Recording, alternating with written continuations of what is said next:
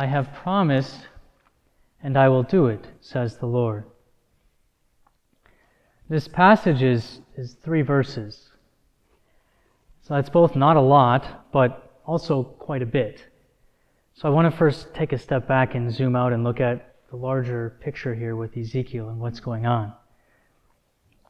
So generally speaking, if you remember, Ezekiel begins with the first sort of stage of the exile, and Ezekiel receives these pretty impressive visions, one of them being the eventual destruction of the temple, the destruction of Jerusalem, and the entire Babylonian captivity.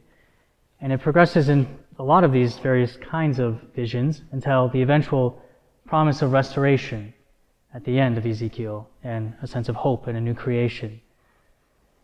A key chapter is Ezekiel 11, in which God actually leaves the temple in a pretty impressive vision, actually.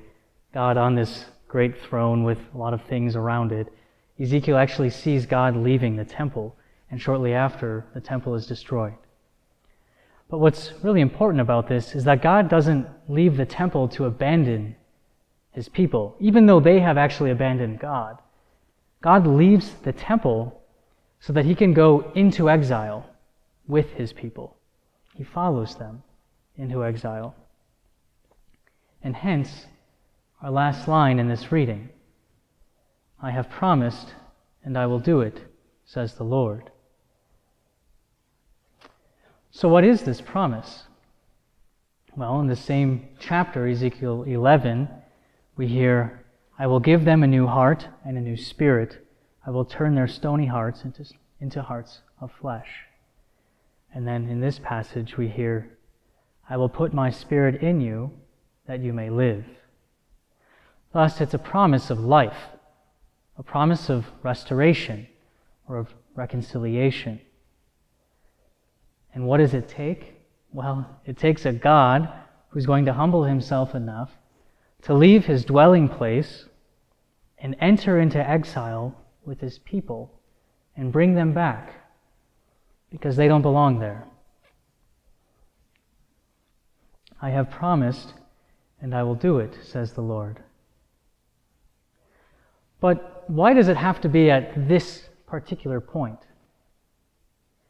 Why in a place of utter abandonment, of great suffering, and of great loss?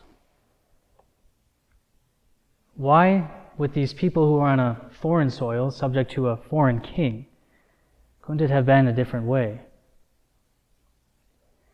But it's actually because it is in this state of total depravity that Israel and that we are finally able to receive this promise from God.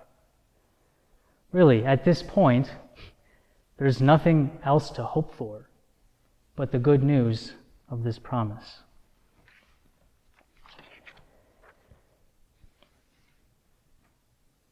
So, for us, I want to at least suggest 2 things in light of this.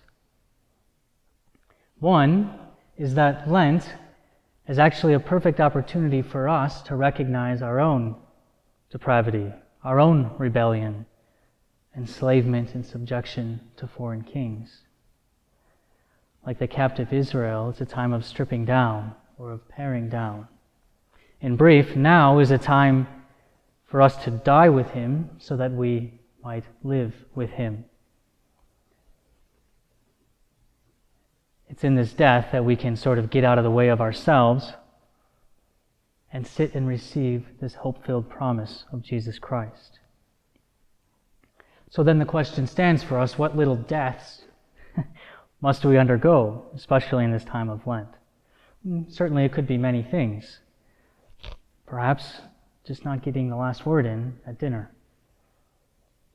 Or giving a little more time to my brother, especially the one who I know is in need of it. Being honest and vulnerable. Or choosing against, or maybe even stopping gossip at some point. Or even just grumbling less. So Lent is an opportune time, 1, to dispose ourselves to receive this promise. And then 2, once we have received this promise, well, we have to keep it. That's really what a promise is. And how do we keep it? By loving. Israel broke the covenant with God because they stopped loving. Their hearts hardened to stone. And it took an actual captivity and enslavement to soften them again. So I suggest the best way to keep this promise with our Lord is by loving, particularly by loving those closest to us. As we know, the ones who are closest to us are often the hardest ones to love. So, a few questions perhaps. When did I last set aside some of my time to call my parents or my siblings, especially the one that's really hard to get along with?